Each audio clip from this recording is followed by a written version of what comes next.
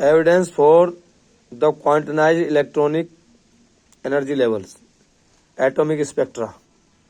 The speed of light depends upon the nature of the medium through which it passes. When the beam of light passes from one medium to another medium, it deviated or refracted from its original path.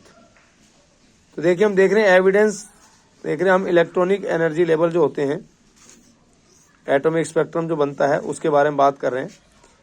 तो जब speed of light एक medium से दूसरे medium में जाती है तो medium पे डिपेंड करती है और उससे वो बैंड हो जाती है, रिफ्रैक्टेड हो जाती है, अपने मेन जो उसका पाथ होता है उससे डेविएटेड हो जाती है अपने ओरिजिनल पाथ से जब मीडियम चेंज होता है।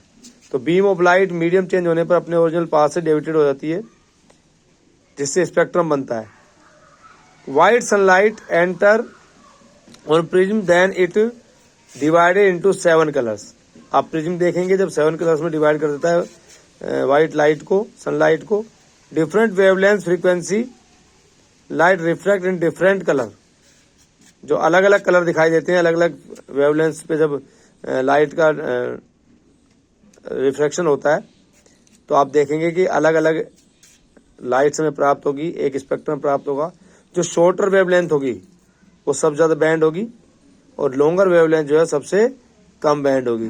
यानी शॉर्टर वेवलेंथ वॉयलेट की है जो सबसे ज्यादा डेविएट होता है या सबसे ज्यादा उसका बैंड होता है, और जो रेड कलर है वो सबसे लॉन्गेस्ट वेवलेंथ का है जो सबसे कम डेविएट होता है। और जिनकी रेंज होती है वायलेट से लेकर रेड तक के जो 7 कलर्स हैं वो 7.50 × 10 की पावर 14 हर्ट्ज से 4 × 10 की पावर 14 हर्ट्ज तक ये रेंज है स्पेक्ट्रम की। 7 colours spectrum is called continuous spectrum. ये कंटिन्यूस स्पेक्ट्रम कहलाता है 7 कलर का। प्रिज्म से जब लाइट बाहर निकलती है 7 कलर दिखते हैं, कंटिन्यूस स्पेक्ट्रम है because violet merge into indigo and indigo blue ETC. यानी जो ये विवगोर का जो कलर बनते हैं 7, ये एक दूसरे मर्ज होते चले जाते हैं, बीच में गैप नहीं होता, इसलिए कंटिन्यूस स्पेक्ट्रम हमको प्राप्त होता है। इसके बाद बात करते हैं एमिशन स्पेक्ट्रम क्या होता है। The spectrum of radiation emitted by a substances that the absorb energy is called emission spectrum. यानी एमिशन स्पेक्ट्रम मतलब जब कोई सब्सटेंस रेडिएशन को एब्जॉर्ब करेगा तो उसके बाद जो रेडिएशन निकालेगा उससे बनने वाला स्पेक्ट्रम एमिशन स्पेक्ट्रम हो गया। एक्साइटेड एटम मॉलिक्यूल और ion that have absorb radiation are said to be excited.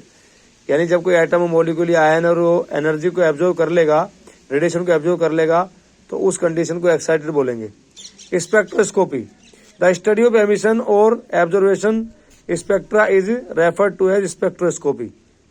Spectroscopy के अंदर हम स्पेक्ट्रम के बारे में स्टडी करते हैं, एमिशन के बारे में, लाइट एमिशन के बारे में और एब्जॉर्वेशन के बारे में। जो स्पेक्ट्रम बनता है उसके बारे में जो हम इसका स्टडी करते हैं उसे स्पेक्ट्रोस्कोपी कहते हैं।